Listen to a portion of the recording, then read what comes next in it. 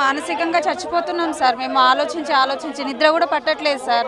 ఆ మానసికంగా చచ్చిపోయే బదులు నిజంగా చచ్చిపోమని చెప్పండి సార్, చచ్చిపోతాము.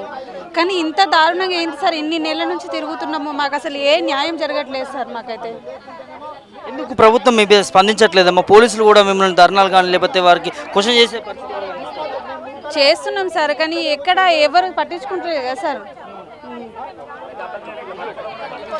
చెప్పండి, ఏం చెప్తారు బ్రదర్? ఇవాళ పోలీసులు కూడా వచ్చి మిమ్మల్ని ఆపుతా ఉన్నారు కదా ప్రభుత్వం. సో మాది ప్రభుత్వానికి ప్రధానంగా ఒకటే డిమాండ్, ఏవైతే గురుకులాల్లో 9210 పోస్టులని బ్యాక్లాగ్ లేకుండా అన్నిటినీ 9210 మంది అభ్యర్థులు చేయడం నింపాలని ప్రభుత్వాన్ని డిమాండ్ చేస్తున్నాం. ఇది ఒక చిన్న సమస్య. ఈ చిన్న సమస్యని పరిష్కారం చూపాలి. ఇక్కడ 3000 మంది అభ్యర్థులు ఈ మానసిక క్షోభకు గురవుతున్నారు.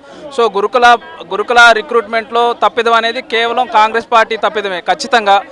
సో దీన్ని ముఖ్యమంత్రి గారు రివ్యూ చేసి తక్షణమే అందరికీ న్యాయం జరిగేటట్టు చేయాలని ప్రభుత్వాన్ని డిమాండ్ చేస్తూ ఉన్నాం.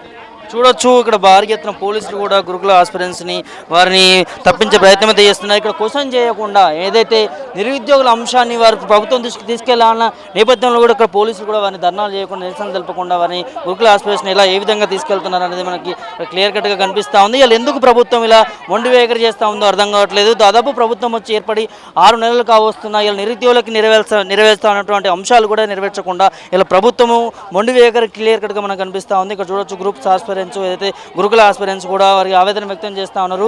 గాంధీ భవన్ చుట్టూకు వచ్చి మా ఆవేదనను అర్థం చేసుకోండి, మాకు ఇస్తామన్న పోస్టులు మెరిట్ లిస్టు ప్రకారంగా మాకు ఇవ్వండి అని చెప్పి కూడా వారు ఆవేదన వ్యక్తం చేస్తున్నారు. ఇక్కడ చూడొచ్చు, వారి ధర్నాలు చేయకుండా, వారి క్వశ్చన్ చేసి ఒక హక్కును కూడా తెలంగాణ రాష్ట్రంలో తెలంగాణ ప్రభుత్వము కాంగ్రెస్ సర్కార్ వచ్చిన తర్వాత వారికి కల్పించకుండా మహిళలను చూడొచ్చు ఏ విధంగా వారిని తీసుకెళ్తా ఉన్నారో పోలీసు ఆధీనంలో తీసుకుంటున్న నేపథ్యం మనకు కనిపిస్తూ ఉంది. అటు ఇవాళ నిరుద్యోగుల ప్రభుత్వం అని చెప్పుకుంటున్న ఇదే రేవంత్ సర్కార్ ఒక ఆడబిడ్డలకి, వాళ్ళ నిరుద్యోగ మహిళలకి, ఆడబిడ్డలకి న్యాయం చేయలేకపోతా ఉంది. మనకు క్లియర్ కట్గా కల్పిస్తూ ఉంది. ప్రజాపాలన అని చెప్తా ఉంటారు, నిరుద్యోగుల ప్రభుత్వం అని చెప్తా ఉంటారు. ఇలా పోలీసుల ముక్కుమండల ప్రభుత్వం ఏ విధంగా చర్యలు చేపడతా ఉంది. ఇలా హోంశాఖను కూడా ముఖ్యమంత్రి రేవంత్ రెడ్డి గారు వారి దగ్గరనే పెట్టుకొని ఇలా పోలీసులు ఏ విధంగా యంత్రాంగాన్ని ఏ విధంగా యూజ్ చేస్తున్నాడు అనేది క్లియర్గా కనిపిస్తుంది.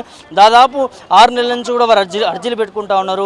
మీరు పెట్టిన ప్రజావాణి కావచ్చు, లేకపోతే వివిధ రకాలుగా వారు సమస్యను మీ ముందు పెడతా ఉన్నా ఇప్పటి వరకు కూడా వారి సమస్య సాల్వ్ కాకపోవడం, ఇలా పోలీసులతో వారిని ఎక్కడికక్కడ వారి నోర్లు ముగించే ప్రయత్నం కనిపిస్తూ ఉంది. టీవీ వండి వేగరి ప్రభుత్వానికి మంచి కాదు, ముఖ్యమంత్రి రేవంత్ రెడ్డి కూడా మంచి కాదు. ఇక్కడ నిరుద్యోగులు కూడా చెప్తా ఉన్నారు, ఖచ్చితంగా మా పట్ల స్పందించకపోతే నిరుద్యోగుల పట్ల ఆటాడుకోవద్దు, నిరుద్యోగులను చులకనంగా చూడొద్దు, నిరుద్యోగులను చులకన చూస్తే గత ప్రభుత్వానికి పడిన పరిస్థితి ఈ ప్రభుత్వానికి పడుతుందని చెప్పి కూడా వారు హెచ్చరిస్తూ ఉన్నారు.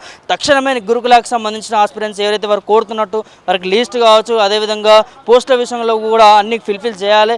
అదేవిధంగా వారు అడుగుతున్న డిమాండ్స్ క్లియర్గా వారు సాల్వ్ చేయకపోతే ఇవాళ భారీ ఎత్తున నిరసనలు చేపడతాం. ప్రభుత్వం దిగి వచ్చే వరకు ప్రభుత్వం మెడలు వంచుకొని మరి మేము మా నిరసనలు, మా కార్యక్రమాలు చేపట్టి ఇవాళ మాకు కావాల్సినవి మేము నెరవేర్చుకోవడం అని చెప్పి కూడా వారు ఆవేదన వ్యక్తం చేస్తున్న పరిస్థితి మనకు కనిపిస్తూ ఉంది. ఏం చేస్తున్నామండి? ఆఫీస్ ముందుకు వచ్చారు మీ న్యాయం కోసం, సీఎం ఆఫీస్ ముందుకు మా న్యాయం కోసం 5 నెలల నుంచి తిరుగుతున్నామన్నా.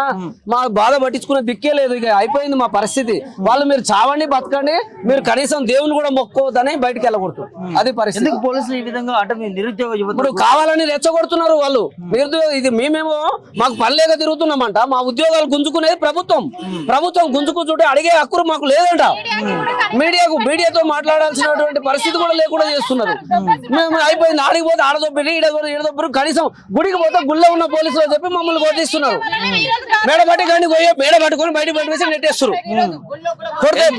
నిరుద్యోగులను కడుపున పెట్టి చూసుకుంటా అన్నాడు కానీ ఎక్కడ సార్ ఇప్పుడు రౌడీలో పెట్టి కొట్టిస్తుండ్రు. అసలు పోలీసులు కాకుండా బయట ఉన్న ఎక్కువ కొడుతున్నారు. గుడి దగ్గర లావడలను తీసుకొచ్చి 4 రౌడీలో పెట్టిండి. ఇప్పుడు సీఎం వాళ్ళు వచ్చి మెడల్ పట్టి ఎడుతున్నారు. పోలీసు వాళ్ళు పక్క నుండి వాళ్ళతోటి గుండాలతో నెట్టిస్తారు మమ్మల్ని. ఆడవాళ్ళని కూడా చూడట్లేదు, నెట్టుకుంటూ తీసుకొస్తున్నారు. ఎందుకోసం వచ్చారు సీఎం ఇంటికి? డౌన్ మెరిట్ లిస్ట్ సార్, 1:2 గురుకుల 1:2 అభ్యర్థులం సార్ మేము.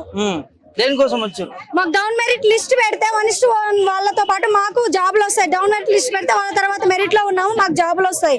ఒక్కొక్కరికి 3, 4 జాబులు వచ్చినాయి. వాళ్ళకి ఒక జాబ్ తీసుకొని ఇంకా డౌన్ మెరిట్ లిస్ట్ తర్వాత మెరిట్ లో ఉన్న వాళ్ళు మాకు జాబ్ వస్తుంది. దానికోసం మేము కొట్లాడుతున్నాం. ఏం చెప్తారు ఇక్కడ అధికారులు? ఏం చెప్పట్లేరు. సీఎం సార్ ఇంటి దగ్గరకు వచ్చాము, అక్కడ నుంచి కిలోమీటర్ దూరం ఇక్కడికి తీసుకొచ్చారు. ఇక్కడికి వెళ్ళమన్నారు.